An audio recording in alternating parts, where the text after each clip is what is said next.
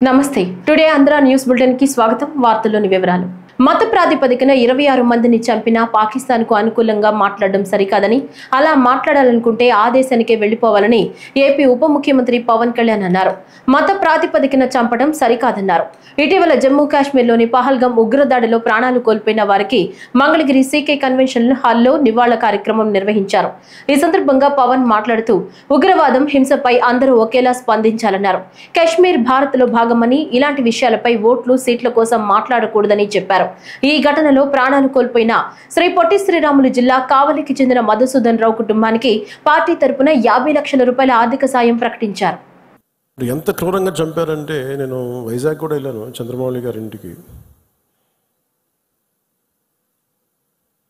ఎక్కడ తల ఉండాల్సిన చోట తల లేదు 35 బుల్లెట్లు 40 బుల్లెట్లు దింపారు తలలో ర్యాపిడ్ ఫైర్ తోటి ఆటోమేటిక్ గన్స్ తోటి అంత దారుణంగా క్రూరంగా చంపేశారు యుద్ధం ఎప్పుడు ఇంకొక ఆయుధం పట్టుకున్నవాడితో చేస్తాం కానీ నిరాయుధులైన ఎంత నమ్మకం లేకపోతే కాశ్మీర్కి వెళ్తారు 22-23లో దాదాపు 2 కోట్ల మంది వెళ్ళొచ్చారు అది ప్రెసిడెంట్ పాలన ఉన్నంతకాలం వచ్చారు మొన్న పాలన మారగానే అప్పటికి చాలాసార్లు ఎన్నికలు ఇంకా సంసిద్ధంగా లేదు కాశ్మీర్ అని చెప్పినా కానీ కొన్ని పరిస్థితుల వల్ల కుదరలేదు రాజ్యాంగ పరిస్థితుల్లో ఇంకా ఉండదు అని చెప్పేసి మళ్ళీ ఎప్పుడైతే రాష్ట్ర చేతికి వెళ్ళిపోయిన పగ్గాలు మళ్ళీ ఈ తీవ్రవాదులు ఈ విజృంభించి చాలా కోల్డ్ బ్లడెడ్గా చంపేశారు అందరిని మీరు ఊహించుకోండి మనందరం ఒక సాయంత్రం అంటే మనకి కాశ్మీర్కి మనకి ఏంటి సంబంధం అనుకుంటాం గ్లోబల్ విలేజ్ని మాట్లాడుతున్నాం ప్రపంచాన్ని అమెరికాలో చిన్నపాటి ఇన్సిడెంట్ జరిగితే దాని ప్రకంపనలు ఆంధ్రాలో కూడా ఉంటాయి it's become a global village అలాంటిది దేశం సరిహద్దులు ఏమి జరిగినా దేశం లోపల ఏమి జరిగినా దాని ప్రకంపనలు మనకు కూడా తగిలి తీరుతాయి మేబీ ఒక సగటు మనిషిగా బతికే మనకి అంత అవసరం లేకపోవచ్చేమో కానీ మామూలు మనిషికి అవసరం లేకపోవచ్చేమో కానీ being a political party regional పార్టీకి మనకి ఎందుకు అనే ఒక మైండ్ సెట్ ఉంటుంది మన సంబంధం నేను చెప్తున్నప్పుడు బిగినింగ్లో జాతీయ సమస్యల గురించి నేను మాట్లాడుతున్నప్పుడు చాలా హాస్యాస్పదంగా ఉండేవాళ్ళు అందరూ నాతో నీకు ఎందుకు ఇవన్నీ స్టేట్స్ విషయాలు చూసుకుంటే state is a part of the country కదా state is a part of the nation Kashmir is an integral part of India that can not be denied అది మీరు చాలా బలంగా మీరు మాట్లాడాలి Kashmir is an integral part of India it will be an integral part of India forever ఎందుకంటే ఎందుకు మాట్లాడుతున్నానంటే కశ్మీర్ పేరు కశ్యప మహర్షి మీద వచ్చింది అమర్నాథ్ టెంపుల్ కానీ ఇక్కడి నుంచి కేరళ నుంచి కాశ్మీర్కి శంకరాచార్య మఠం కానీ తర్వాత మతాలు మారుండొచ్చేమో ప్రజలు కానీ అందుకని మీరు దీన్ని చాలా బలంగా నమ్మాలి ఒక చిన్న గొడవ జరిగినప్పుడు అది మనకెందుకని అనుకోకండి అందుకని దిస్ ఈజ్ జనసేన స్టాండ్ ఇది నేను బలంగా నమ్ముతాం బలంగా ఆచరిస్తాం భవిష్యత్తులో ఇలాంటి సంఘటనలు జరగకుండా ఉండాలి మనం ఇవ్వగలిగేది ఏంటంటే ఒక నాయకుడికి దేశాన్ని ఒక చిన్నపాటి ఇంటిని నడపాలంటేనే కష్టం ఇన్ని రాష్ట్రాలు ఇన్ని విభిన్నమైన సంస్కృతులు ఇన్ని భాషలు ఇన్ని పొలిటికల్ పార్టీస్ వీటన్నిటి మధ్య వైరుధ్యాల మధ్యలో ఒక ఏకాభిప్రాయంతో ఒక దేశాన్ని నడపాలి ఒక ప్రధానమంత్రికి అంటే ఎంత కష్టమైన పరిస్థితి అది అలాంటి వ్యక్తులకి మనం ఇవ్వగలిగేది చిన్నపాటి ఊతం అంతే చిన్నపాటి ఆసరా ఎక్స్ట్రా గొడవలు క్రియేట్ చేయకుండా కొంచెం బాధ్యతగా మాట్లాడటం అవసరమైన చోట భుజం కాయటం as part of NDA this is our responsibility నటసింహం నందమూరి బాలకృష్ణ రాష్ట్రపతి ద్రౌపది ముర్ము చేతుల మీదుగా పద్మభూషణ్ అవార్డు అందుకున్నారు 2025 ఏడాదికి సంబంధించి కేంద్రం మొత్తం 139 మందికి పద్మ అవార్డులు ప్రకటించిన సంగతి తెలిసిందే ఈ క్రమంలో రాష్ట్రపతి భవన్లో రాష్ట్రపతి అవార్డులను అందజేయగా నందమూరి బాలకృష్ణ పంచకట్టులో హాజరై అవార్డు అందుకున్నారు श्री नंदमूरी बालकृष्ण कला फिल्म अभिनय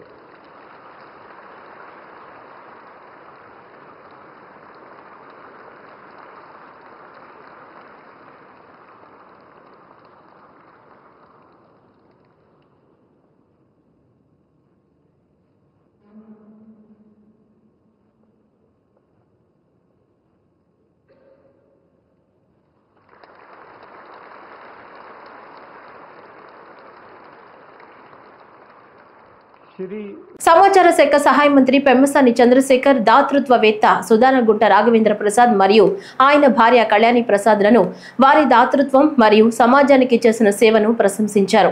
గుంటూరులోని జేకేసీ కళాశాల ఆడిటోరియంలో జరిగిన ఒక సన్మాన కార్యక్రమంలో అమెరికా నేవీలో లెఫ్టినెంట్ కమాండర్ గా సేవలందించడం నుంచి హ్యూస్టన్ లో బోధన వరకు డాక్టర్ ప్రసాద్ స్ఫూర్తిదాయక జీవితాన్ని మంత్రి ప్రశంసించారు. గుంటూరు పార్లమెంట్ నియోజకవర్గంలో 9 కమ్యూనిటీ హాళ్ల నిర్మాణం కోసం ఈ దంపతులు ఇటీవల గుంటూరు ఇంపాక్ట్ ఫౌండేషన్ కు 4 కోట్లు విరాళంగా ఇచ్చారని డాక్టర్ ప్రసాద్ తెలిపారు. ఇటీవల క్యాన్సర్ ఆసుపత్రికి మరో 10 కోట్లు కూడా విరాళంగా ఇచ్చారని చెప్పారు. ఈ సందర్భంగా రాష్ట్ర ప్రభుత్వం కమ్యూనిటీ హాళ్ల నిర్మాణం మరియు ఇతర ప్రాజెక్టుల కోసం తమ విరాళాలను న్యాయంగా ఖర్చు చేస్తోందని మంత్రి అన్నారు. ఈ కార్యక్రమానికి అనేక మంది స్థానిక నాయకులు హాజరయ్యారు. శ్రీ నారా చంద్రబాబు నాయుడు గారి P4 స్ఫూర్తిగా గుంటూరు పార్లమెంటు పరిధిలో 4 కోట్ల రూపాయలతోటి ఒక 9 కమ్యూనిటీ హాల్స్, ఒక్కొక్కటి 35 నుంచి 40 లక్షల రూపాయలతో ప్లాన్ చేశాం. దీనికి రాఘవేంద్ర ప్రసాద్ గారు, వారు డాలస్ వాస్తవ్యులు, గత 15 సంవత్సరాలుగా నాకు బాగా పరిచయం ఉన్నటువంటి వ్యక్తి, మంచి వ్యక్తి, విద్యావంతులు, డాక్టర్, ఎప్పుడూ తెలుగువారి గురించి సమాజం గురించి ఆలోచించేటువంటి వ్యక్తి. మొన్ననే బసవతారకం క్యాన్సర్ హాస్పిటల్కి 10 కోట్ల రూపాయలు విరాళం ఇచ్చినటువంటి వ్యక్తి. వారు పుట్టింది ప్రకాశం అయినా కూడా గుంటూరు ప్రాంతానికి తప్పనిసరిగా ఇక్కడ మంచి జరుగుతున్నటువంటి ఒక నమ్మకంతో 4 కోట్ల రూపాయలు ఈరోజు దానం చేశారు. ఈ డబ్బులు ముఖ్యంగా ఈ కమ్యూనిటీ హాల్స్, ఎందుకంటే డబ్బున్నవారు, అగ్రవర్ణాల వారు ఎక్కడికైనా వెళ్ళి చేసుకోగలరు ఫంక్షన్స్ కానీ ఇంకోటి. బీసీలు, ఎస్సీలు, ఎస్టీలు, ముస్లిమ్స్ వాళ్ళ ఇళ్లలో ఫంక్షన్ చేసుకోవాలన్నా లేకపోతే ఇంకో కార్యక్రమం చేయాలన్నా కూడా వేల రూపాయల ఖర్చు భరించలేనటువంటి పరిస్థితి. అందుకని ఇప్పుడు తీసుకున్న 9 కమ్యూనిటీ హాల్స్లో 6 బీసీలకి, 2 ఎస్సీ ఎస్టీ కమ్యూనిటీకి, 1 ముస్లిం కమ్యూనిటీకి మొత్తం 9 కమ్యూనిటీ హాల్స్ ఇస్తూ ఉన్నాం. ఇందులో పొన్నూరు నుంచి 3, Vadlamudi, Namburu, Mamillapalli, Tadikonda 3, Pedaparimi, Punugupadu, Ravella, Prathipadu 2, Swarnabharathi Nagar plus Muslim and SC colony, తర్వాత తెనాలి, అత్తోట. ఈ 9లో ఒక్కొక్కటి 40 లక్షల రూపాయలు పెట్టి 4 కోట్ల రూపాయలు పెట్టి కుదిరితే ఇంకో 10 కూడా వచ్చే అవకాశం ఉంది. తప్పనిసరిగా ప్రతి రూపాయి కూడా ఎక్కడా వేస్ట్ అవ్వకుండా ఇవి కట్టించి వచ్చే 6 నెలల్లో ఇవి కంప్లీట్ చేసే బాధ్యత కూడా మేమే తీసుకుంటాం.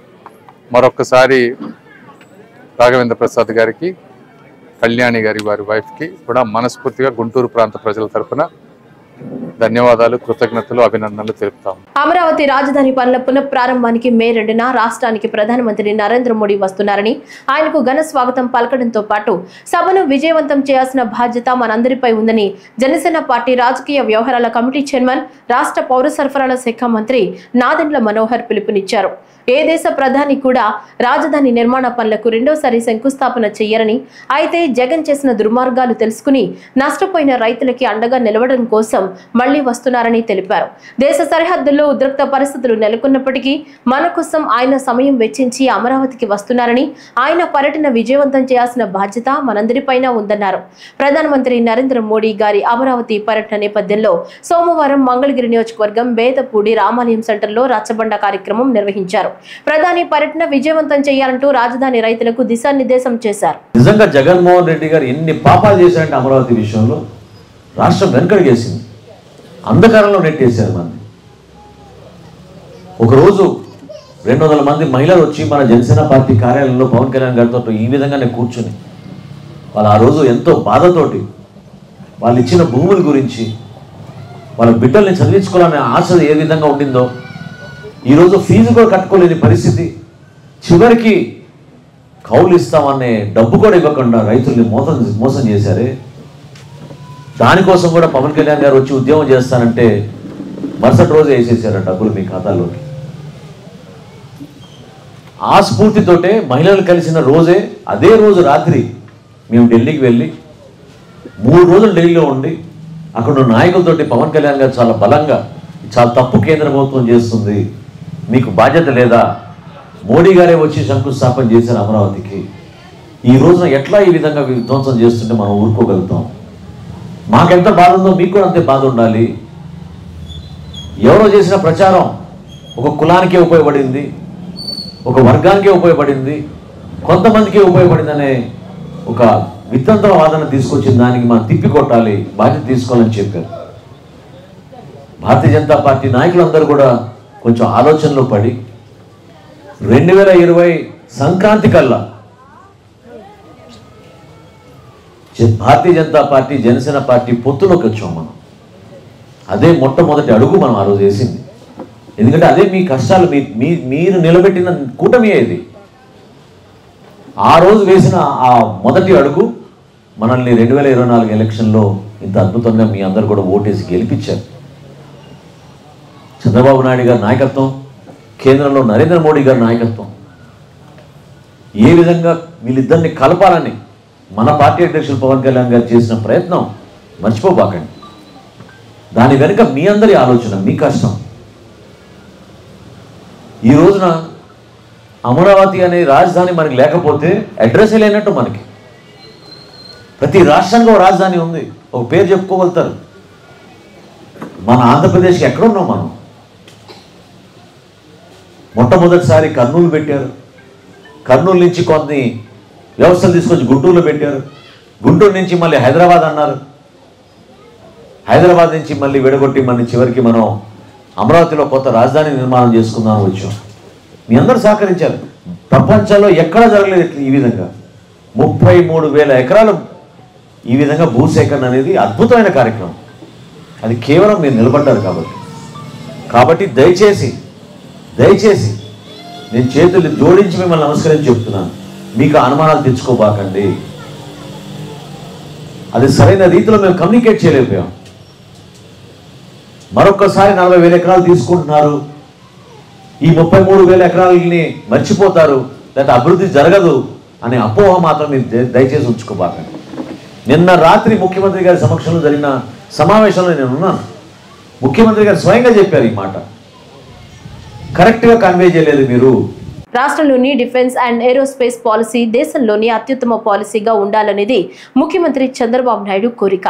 ఆ విధంగా పాలసీ రూపకల్పన చేసేందుకు అధ్యయనం చేస్తున్నాం.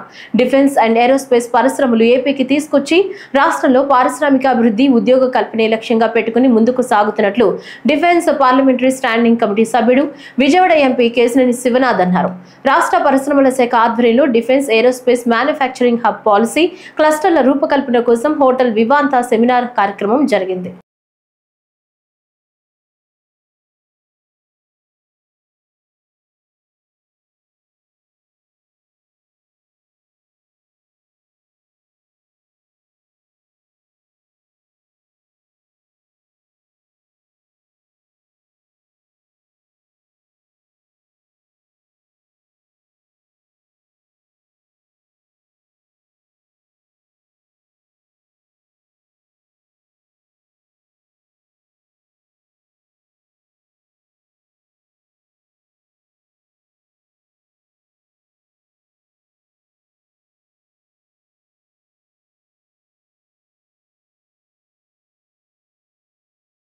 మే 2వ తేదీన భారత ప్రధాని నరేంద్ర మోదీ అమరావతి రాజధాని పర్యటన ఉన్న నేపథ్యంలో ఏపీ డీజీపీ హరీష్ కుమార్ గుప్తా తుళ్లూరులో పర్యటించారు. ప్రధాని నరేంద్ర మోదీ సభ జరిగే ప్రాంతాలన్నింటినీ డీజీపీ పరిశీలించారు. సిబ్బంది నుంచి అన్ని విషయాలు అడిగి తెలుసుకున్నారు. అవసరమైన సూచనలు, సలహాలు ఇచ్చారు. ప్రధాని పర్యటనలో భాగంగా అదనపు పోలీస్ బలగాలు ఇప్పటికే అమరావతి రాజధాని ప్రాంతాలు చేరుకున్నాయి. రాష్ట్రంలోని వివిధ జిల్లాలకు చెందిన దాదాపు 2,000 మంది పోలీస్ సిబ్బంది సోమవారం మంగళగిరితో పాటు అన్ని ప్రాంతాలకు చేరుకున్నారు. స్థానిక పోలీస్ యంత్రాంగం అదనపు పోలీస్ సిబ్బందికి వసతుల కల్పనలో నిమగ్నమైంది. మే 2వ తేదీ వరకు అదనపు పోలీస్ సిబ్బంది వివిధ ప్రాంతాల్లో బందోబస్తు విధులు నిర్వహించనున్నారు. ప్రధాని మోదీ అమరావతి పర్యటన సందర్భంగా ఎటువంటి అవాంఛనీయ సంఘటనలు చోటు చేసుకోకుండా కట్టుదిట్టమైన భద్రతా చర్యలు చేపట్టనున్నారు. ప్రధాని పర్యటనకు సంబంధించి అన్ని ఏర్పాట్లను చేస్తున్నామని డీజీపీ హరీష్ కుమార్ గుప్తా పేర్కొన్నారు. ఇక్కడ ప్రిపరేషన్స్ జరుగుతున్నాయి. మన దాదాపు ఒక 5,000 ఫోర్స్ పెడుతున్నాము. ఇంకా కావాలా ఇంకా పెడతాము. అంటే ఇది స్టేట్ పండుగ, ఇది happy programme. So happy programme అందరికీ కన్వీనియన్స్ ప్రకారంగా ఇట్లా చేయాలా. సో దానికోసం అన్ని అరేంజ్మెంట్స్ చేస్తున్నాము. అట్లాగా మన పోలీస్ పర్సనల్ అట్లాగా బ్రీఫింగ్ కూడా ఇస్తున్నాము. అందరు అందరూ ఇది భాగస్వామ్యం చేయాలా ఈ మన క్యాపిటల్. ఎస్పీజీ రేపు ESL చేస్తారు. సో తర్వాత వాళ్ళు హ్యాండ్ ఓవర్ తీసుకోరు, అన్ని అరేంజ్మెంట్స్ వాళ్ళు డిసైడ్ చేస్తారు ఇట్లా ఏం చేయాలా. మినిట్ టు మినిట్ ప్రోగ్రామ్స్ మన ఆఫీసర్స్ కూడా ఉంటారు. సో దానికోసం వాళ్ళు రేపు వస్తున్నారు. ప్రధాని మోదీ పర్యటనకు సంబంధించిన ఏర్పాట్లు 90% పూర్తయ్యాయని, ఇవాళ సాయంత్రానికి మిగతా పనులు పూర్తవుతాయని మంత్రి నారాయణ తెలిపారు. ప్రధాని పర్యటన ఏర్పాట్లను అధికారులతో కలిసి ఆయన పరిశీలించారు. గత ప్రభుత్వ విధ్వంసకర విధానాల వెళ్లే రాజధాని పనుల పునఃప్రారంభానికి ఇంత సమయం పట్టిందని మంత్రి అన్నారు. 3 ఏళ్లలో పనులు పూర్తి చేస్తామని పునరుద్ఘాటించారు. మన అమరావతి రాజధాని పనులు పునఃప్రారంభానికి మే 2వ తేదీ భారత ప్రధాని గారు వస్తున్నారు. ఈవినింగ్ 3:25 యాక్చువల్గా వస్తారు. దానికి సంబంధించి ఏర్పాట్లన్నింటినీ నోడల్ ఆఫీసర్గా వీరపాండ్యన్ గారు డిఫరెంట్ డిపార్ట్మెంట్స్ అంతా కోఆర్డినేట్ చేసుకుంటూ 90% వర్క్ పూర్తి చేశారు. 90% వర్క్, మిగతా 10% కూడా వస్తాయి. వాళ్ళు ఈవినింగ్కి పూర్తి అయిపోతుంది. ఏదైనా 1 or 2 మిగిలితే రేపటికి పూర్తి అవుతుంది. ఏదైతే 2014-19లో రైతు సోదరులు కేవలం 58 రోజుల్లో, అంటే 2015 జనవరి 1 నోటిఫికేషన్ ఇస్తే 2015 ఫిబ్రవరి 28 అర్ధరాత్రికి 34,000 ఎకరాలను ఒక్కటంటే ఒక్క చిన్న లిటిగేషన్ కానీ కోర్టు కేసు కానీ ఏమీ లేకుండా ముఖ్యమంత్రి గారు, ఆ రోజు ముఖ్యమంత్రిగా ఉన్న గౌరవనీయ నారా చంద్రబాబు నాయుడు గారి మీద ఉన్న నమ్మకంతో రైతు సోదరులు ఇచ్చారు. ముఖ్యమంత్రి గారు ఇక్కడ ఒక ఇంటర్నేషనల్ క్యాపిటల్ సిటీ కట్టాలని, ప్రపంచంలో ఉన్న టాప్ 5 ఒకటి కావాలని ఆ రోజు దిశానిర్దేశం ఇస్తే దాని ప్రకారం యాక్చువల్గా ఆ రోజు సింగపూర్ గవర్నమెంట్తో ముఖ్యమంత్రి గారు మాట్లాడటం, వాళ్ళ దగ్గర యాక్చువల్గా లేఅవుట్ డిజైన్ చేయించారు. తర్వాత దానికి సంబంధించిన కాంట్రాక్ట్ వర్క్స్ ఏదైతే రోడ్లు 365 కిలోమీటర్లు ట్రంక్ రోడ్స్, అంటే ఈచ్ రోడ్డు వెడల్పు 165 అడుగులు ఆల్ రోడ్స్. అదేవిధంగా లేఅవుట్లు రోడ్లు 1500 కిలోమీటర్లు. అది కూడా ఈ రోడ్లు ఇవన్నీ కూడా అన్నీ అండర్ గ్రౌండ్ ఉండాలా, ఎలక్ట్రిసిటీ లైన్స్ అండర్ గ్రౌండ్ ఉండాలా, ఎనీ కేబుల్ అండర్ గ్రౌండ్ ఉండాలా, ఎవ్రీథింగ్ అండర్ గ్రౌండ్ ఉండేటట్టుగా యాక్చువల్గా డిజైన్ చేయమని ఆదేశిస్తే ఆ విధంగా డిజైన్ చేసి టెండర్లు పిలవటం జరిగింది. 41,000 కోట్లకి వర్క్స్ టేకప్ చేసాం. ఆ వర్క్స్ శంకుస్థాపన కూడా ఆ రోజు ప్రైమ్ మినిస్టర్ భారత ప్రధాని యాక్చువల్గా శంకుస్థాపన చేయడం జరిగింది. వర్క్స్ కూడా టేకప్ చేసి దాదాపు 5,000 కోట్ల రూపాయలు చెల్లించడం కూడా జరిగింది వాళ్ళకి. ఈ విధంగా 2014-19లో ఈ వర్క్స్ టేకప్ చేసాం. అయితే అనుకోకుండా ప్రభుత్వం పోవడంతో గత ప్రభుత్వం 3 ముక్కలు ఆట ఆడుతూ, రాజధాని మీద 3 ముక్కలు ఆట ఆడుతూ ఈ యొక్క టెండర్లు క్యాన్సిల్ చేయాల. టెండర్లు క్యాన్సిల్ చేసినా మేము వర్క్ ఇమీడియట్ టేకప్ చేస్తాం. ఆంధ్రప్రదేశ్ ముఖ్యమంత్రి నారా చంద్రబాబు నాయుడు సూచనల మేరకు శ్రీవారి సేవ యొక్క నాణ్యతను మెరుగుపరిచి భక్తులకు మరింత మెరుగైన సేవలు అందించాలనే లక్ష్యంతో టీటీడీ అధికారులు శ్రీ సత్యసాయి సేవా సంస్థ, Isha foundation, art of living వంటి ప్రఖ్యాత సంస్థలను సందర్శించి అధ్యయనం చేశారు. ఈ అధ్యయనం ఆధారంగా శ్రీవారి సేవలో కొన్ని ముఖ్యమైన మార్పులను టీటీడీ తీసుకొచ్చింది. ఈ మార్పులు ఏప్రిల్ 30న కొత్తగా రూపొందించిన అప్లికేషన్ ద్వారా అమల్లోకి రానున్నాయి.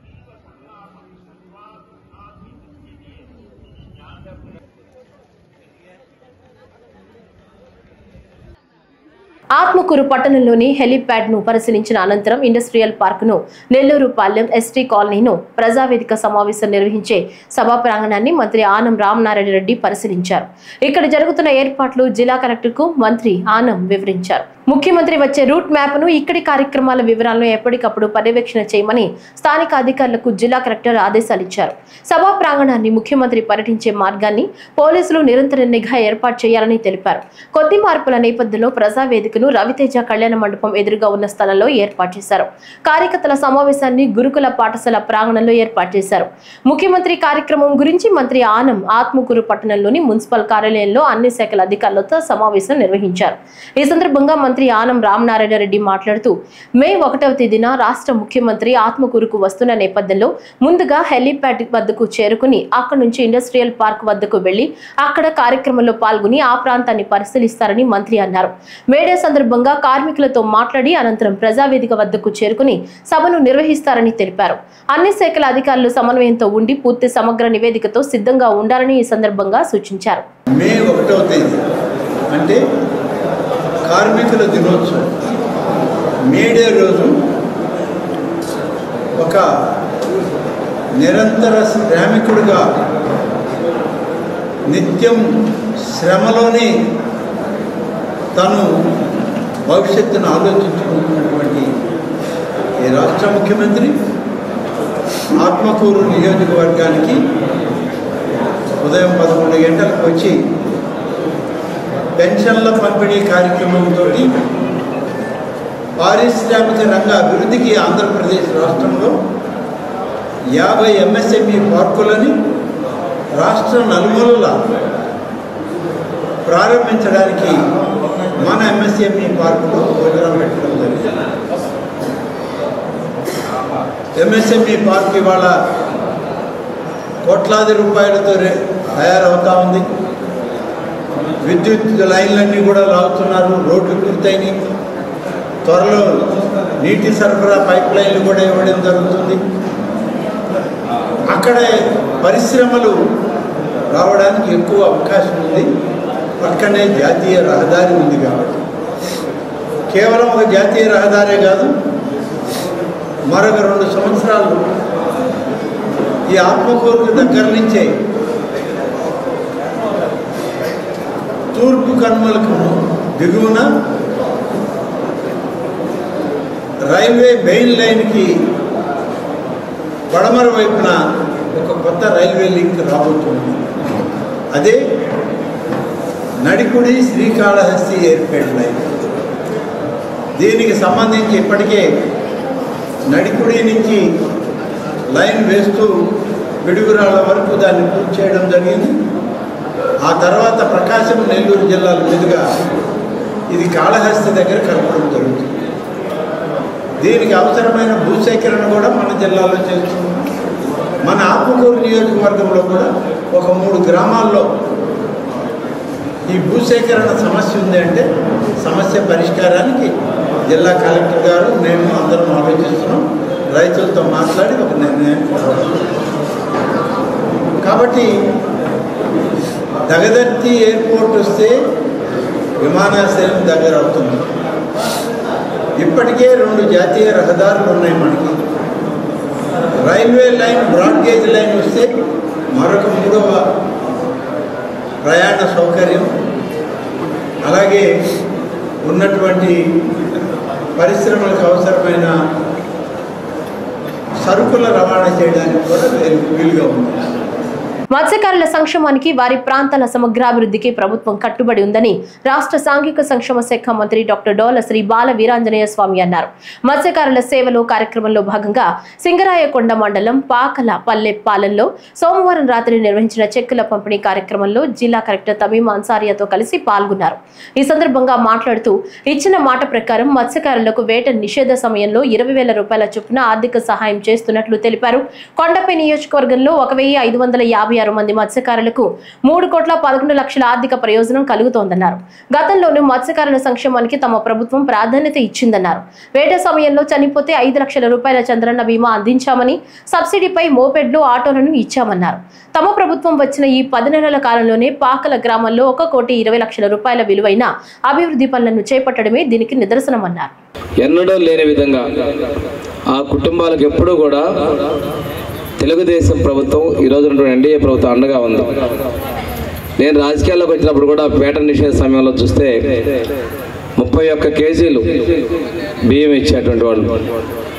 ఆ పరిస్థితుల నుంచి 2014 ఎన్నికల ముందు చంద్రబాబు నాయుడు గారు వేట నిషేధ సమయంలో లీన్ పీరియడ్కి 4,000 రూపాయలు మత్స్యకార వృత్తిని ఇవ్వడం జరిగింది.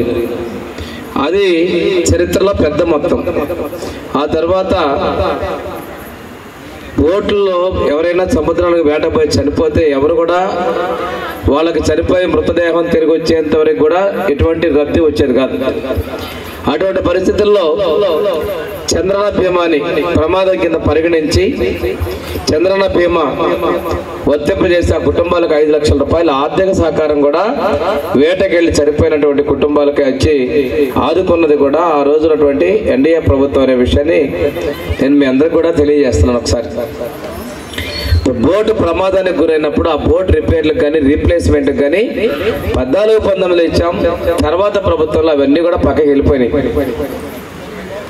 అదేవిధంగా మత్స్యకారుల కుటుంబాలకి ప్రత్యేకంగా విద్య కోసం 2018లో సింగరాయకొండలో మహాత్మా జ్యోతిరావు పులే ఫిషర్మెన్ మహిళా బాలికల యొక్క రిజిస్టర్ స్కూల్ తీసుకొచ్చాం. ఓళ్లపాలెంలో స్థలం కేటాయిస్తే గత ప్రభుత్వాలు ఆ స్థలాన్ని ఇళ్ళ కన్నారు, ఇల్లు కట్టుకోలేదు. స్కూల్ మాత్రం ఇప్పుడు కూడా ఆ రోజు టంగుటూరులో తాత్కాలిక ఇంకా ఇరు గదులు నడుస్తూ ఉంది. దానికోసం ఇప్పుడు పాత సింగరాయకొండ కట్టింగ్ దగ్గర 6 ఎకరాలు 7 ఎకరాలు 6 ఎకరాలు స్థలం కేటాయించే, పాత హైవే పక్కనే కేటాయించే, పిల్లలకి ఊరు మధ్యలో ఉండే విధంగా స్థలాన్ని మన గౌరవ కలెక్టర్ గారు కేటాయించడం కూడా జరిగిందంటే ఈ అభివృద్ధికి ఆ రోజు స్కూల్ కేటాయిస్తే మళ్ళీ 5 సంవత్సరాల తర్వాత మనం సైట్ కేటాయిస్తున్నాం అనేది ఒక్కసారి మనం ఆలోచించుకోవాలి. ఇంకా విషయం తీసుకుంటే ఇందాక శేఖర్ గారు చెప్పారు, ఈ ప్రాంత అభివృద్ధి మా పెద్ద ఆయన దామచర్ల ఆయన గారు 2 సార్లు ఎమ్మెల్యేగా మంత్రిగా ఉన్నప్పుడు బకింగ్హామ్ కెనాల్ మీద బ్రిడ్జ్, ఇప్పుడే కలెక్టర్ గారు కూడా చెప్పాను, అది మనం రిసీవ్ చేసుకున్నది బకింగ్హామ్ కెనాల్ మీద బ్రిడ్జ్ అండి. ఆ బ్రిడ్జిని ఆ రోజు పెద్ద ఆయన దామచర్ల ఆయన గారు చంద్రబాబు నాయుడు ముఖ్యమంత్రిగా ఉన్నప్పుడే నిర్మాణం చేశాం. తాడేపల్లిలో YSRCP central office in charge MLC Lella Appireddy సమావేశం నిర్వహించారు. ఆ వివరాలు ఇప్పుడు చూద్దాం. మీరు చేస్తున్నటువంటి అప్రజాస్వామిక విధానాల వల్ల ఎన్నికలు వస్తే ఆ ఎన్నికలు కూడా ఇవాళ సంవత్సరంలోపు కాలపరిమితి ఉన్నటువంటి పరిస్థితులు ఉన్నాయి. ఆ సంవత్సరంలోపు కాలపరిమితి ఉన్నప్పటికి కూడా ఎందుకు ఈ ఎన్నికల్లో అక్రమాలు చేస్తూ ఉన్నారు, దౌర్జన్యాలు చేస్తూ ఉన్నారు, ప్రలోభ పెడతా ఉన్నారు, ప్రజాస్వామ్యాన్ని కూలీ చేస్తూ ఉన్నారని అడుగుతూ ఉన్నా. ఏవి ఎన్నికల ఫలితాలతోనే రాష్ట్ర భవిష్యత్తు లేకపోతే రాజకీయ పార్టీల భవిష్యత్తు ఏదో తారుమారవుతుందని ఏ ఒక్కరు కూడా భావించరు కదా. అయినా ఎందుకు మీకు ఈ తాపత్రం అని అడుగుతూ ఉన్నా. ప్రజాస్వామ్యబద్ధంగా ప్రజాస్వామ్య ఎన్నికల్లో సింబల్ పైన వైఎస్ఆర్ కాంగ్రెస్ పార్టీ సింబల్ పైన ఫ్యాన్ గుర్తు పైన గెలిచి మున్సిపల్ చైర్మన్లుగాను, కార్పొరేషన్ మేయర్లుగాను ఇవాళ పదవుల్లో కొనసాగుతూ ఉంటే, మండల ప్రజాపరిషత్ అధ్యక్షులుగాను పదవుల్లో కొనసాగుతూ ఉంటే వాళ్ళని ఎందుకు దించాలనే ప్రయత్నం చేస్తున్నారని అడుగుతా ఉన్నా. ఇవాళ మీరు చేస్తున్నటువంటి ప్రయత్నాలను చూసి అనేక మంది పెద్దలు ఇవాళ మాట్లాడుతూ ఉన్నారు. ఈ ఎన్నికలు కొత్తగా ఇప్పుడు జరుగుతున్నటువంటి పరిస్థితులు కాదు. వైఎస్ఆర్ కాంగ్రెస్ పార్టీ అధికారంలో ఉన్నప్పుడు రాష్ట్రంలో మున్సిపల్ ఎన్నికలు జరిగాయి, మండల ప్రజాపరిషత్ ఎన్నికలు జరిగాయి, కార్పొరేషన్ ఎన్నికలు జరిగాయి, జిల్లా పరిషత్ ఎన్నికలు జరిగాయి. కానీ ఎక్కడైనా కూడా వైఎస్ఆర్ కాంగ్రెస్ పార్టీకి సంబంధించి మా నాయకుడు జగన్మోహన్ రెడ్డి గారి నేతృత్వంలో అక్రమ మార్గాన గెలవాలనే ఆలోచన కానీ తలంపు కానీ ఎక్కడైనా చేశామా ఒక్కసారి ఆలోచన చేయమని చెప్పి నేను ప్రజానికానికి కూడా ఈ సందర్భంగా కోరుతా ఉన్నాను. ఎందుకంటే వాళ్ళకి చెప్పినా కూడా చెవిటివాడు ముందు శంఖ ఊదినటువంటి పరిస్థితుల్లో ఇవాళ కూటమి నేతలు, కూటమి ప్రభుత్వం ముందుకు కొనసాగుతున్నటువంటి పరిస్థితులు ఉన్నాయి. అందుకే నేను ప్రజాస్వామ్యవాదులందరినీ కూడా అప్పీల్ చేస్తూ ఉన్నా, ఆలోచన చేయమని కోరుతా ఉన్నా. ఈ రాష్ట్రంలో తాడిపత్రి మున్సిపల్ ఎన్నికలు జరిగాయి. తాడిపత్రి మున్సిపల్ ఎన్నికలు జరిగితే తెలుగుదేశానికి 18 సీట్లు వచ్చాయి కౌన్సిలర్స్, వైఎస్ఆర్ కాంగ్రెస్ పార్టీకి 16 సీట్లు, 2 సీట్లు ఇండిపెండెంట్లు గెలిచినటువంటి పరిస్థితులు ఉన్నాయి. కానీ ఆ రోజున జగన్మోహన్ రెడ్డి గారు తీసుకున్నటువంటి నిర్ణయం కానీ ప్రభుత్వం చేసినటువంటి ఆలోచన కానీ ఒక్కసారి ఈ సందర్భంగా రాష్ట్ర ప్రజానికానికి చెప్పదలుచుకున్నా. జగన్మోహన్ రెడ్డి గారు ఒక్క మాట చెప్పారు, మనకి ప్రజలు సంపూర్ణమైనటువంటి మెజార్టీ ఇవ్వనటువంటి పరిస్థితుల్లో దయచేసి ఎక్కడా కూడా ఆ పార్టీలో గెలిచినటువంటి వాళ్ళని వైఎస్ఆర్ కాంగ్రెస్ పార్టీలోకి తీసుకురావడానికి ప్రయత్నం చేయొద్దు. రాజకీయం పేరుతో సీఎం చంద్రబాబు సాగిస్తున్న వికృత క్రీడను క్షేత్రస్థాయిలో ప్రజలకు తీసుకెళ్లాల్సిన బాధ్యత వైఎస్ఆర్సీపీ జిల్లా అధికార ప్రతినిధులు, అనుబంధ విభాగాల రాష్ట్ర అధికార ప్రతినిధులపై ఉందని party state coordinator Sajjala Ramakrishna Reddy చెప్పారు. తాడేపల్లిలోని వైఎస్ఆర్సీపీ కేంద్ర కార్యాలయంలో పార్టీ జిల్లా అధికార ప్రతినిధులు, అనుబంధ విభాగాల రాష్ట్ర అధికార ప్రతినిధులతో వర్క్షాప్ నిర్వహించారు. ఈ సందర్భంగా సజ్జల రామకృష్ణారెడ్డి మాట్లాడుతూ చంద్రబాబు పాలనలో జరుగుతున్న అన్యాయాలను ఎప్పటికప్పుడు ఎండగట్టాలన్నారు. పార్టీ ఆలోచనలు, పార్టీ విధానాలు ప్రజలకు అర్థమయ్యే రీతిలో ప్రత్యర్థులకు ధీటుగా వాళ్ళ దీనికి మించి ఎప్పటికప్పుడు రియల్ టైంలో ఉంటాం కదా, జరుగుతుండగానే చర్చ జరుగుతుండగానే మన పాయింట్ ఆఫ్ వ్యూ ఎలా తీసుకెళ్ళాలి, ఒక మీడియా ప్రతినిధిలాగానో లేక అనలిస్ట్ లాగానో కాకుండా ఒక రాజకీయ నాయకుడిలాగా, రాజకీయ కార్యకర్తలాగా ఈ మెళుకువలన్నీ అవగాహన చేసుకొని ఎలా జనంలోకి తీసుకెళ్ళాలి, అందులోనూ మీడియానే నమ్ముకొని దాని ద్వారానే ప్రజలను భ్రమలో పెట్టే దురాలోచనలు చేయగలిగిన ప్రత్యర్థితో మనం ఎదుర్కొంటున్నాం కాబట్టి దాని ప్రాధాన్యత మరింత పెరిగిన నేపథ్యంలో ఎప్పటికప్పుడు మారుతున్న దానికి మనం ట్యూన్ చేసుకోవడం ద్వారా కానీ ప్రత్యేకంగా ఈరోజు ఈ వర్క్షాప్ కండక్ట్ చేస్తున్నాం. మెరుగ్గా మరింత మేలైన రీతిలో ఎట్లా డెలివర్ చేయగలమని మీరు అవగాహన చేసుకోవడానికి ఇది కొంతవరకు ఉపయోగపడిన ఫర్దర్ ఇలాంటివి మళ్ళీ కండక్ట్ చేసుకుంటూ మనం పోయి దీన్ని ఇంకా ఫైన్ ట్యూన్ చేసుకోవడము లేక మనకు సంబంధించిన ఆలోచనలు ఇంకేమైనా కొత్తవి ఉంటే విధానాలకు సంబంధించినవి కానీ వాటిని మీకు ఎప్పటికప్పుడు పంపడం ఏదైనా ఆన్లైన్ ద్వారా మీకు లేదా ఇక్కడికి పిలిపించడం ఫిజికల్ దీనిల ద్వారా కూడా చేయొచ్చు. అంటే ఒక జర్నలిస్ట్ దగ్గర నుంచి ఈ వైపు టేబుల్కి ఇటువైపు నుంచి చూస్తే ఒక పొలిటికల్ పార్టీకి అవసరమైన వీటన్నిటిని దానిలను పొలిటికల్గా డెలివర్ చేసే రకంగా పార్టీ దీంట్లో ఒక టీంను తయారు చేసి రాష్ట్ర వ్యాప్తంగా కూడా దానికి తగినట్టు సోషల్ మీడియా టీం కూడా లీడ్ చేస్తున్న వాళ్ళతో కోఆర్డినేట్ చేసుకుంటూ వీళ్ళందరూ కలిసి ఒక గైడింగ్ ఫోర్స్ లాగా ఉంటుంది. ఎగ్జిక్యూట్ చేసి ఫీల్డ్లో తీసుకుపోవాల్సిన వాళ్ళల్లో రాష్ట్ర స్థాయి అధికార ప్రతినిధులు అయితే ఇక్కడే ఉంటారు, అనుబంధ సంఘాల రాష్ట్ర స్థాయి అధికార ప్రతినిధులు కూడా డైరెక్ట్ టచ్లో ఉంటారు. ఇప్పుడు స్మార్ట్ ఫోన్ వచ్చి అదే చేతిలో ఆయుధం అయ్యాక ప్రతి వ్యక్తి తను ఒక ఒపీనియన్ మేకర్ అవుతున్నాడు, అంటే ఒక ఒపీనియన్ తయారు చేయగలుగుతున్నాడు, ఇన్ఫ్లుయెన్స్ చేయగలుగుతున్నాడు వాళ్ళ కెపాసిటీని బట్టి. దానికి ఎవరో మనం పదవి ఇవ్వాల్సిన అవసరమో ఇంకో పార్టీలో పదవి కూడా అవసరం రావట్లా. నేలకొండపల్లి మండలం ముఠాపురం గ్రామ సమీపాన వేంచేసి ఉన్న శ్రీ వీరన్న స్వామి ఈ స్వామివారి జాతర ప్రతి 2 సంవత్సరాలకు ఒకసారి పండుగ జాతరను ఘనంగా జరుపుకుంటారు. భక్తులు కోరిన కోరికలు తీర్చే గొప్ప దేవుడు అని సూర్యాపేట, నల్లగొండ జిల్లాల నుంచి వేలాది మంది ప్రజలు వచ్చి వారి మొక్కులు తీర్చుకుంటారు.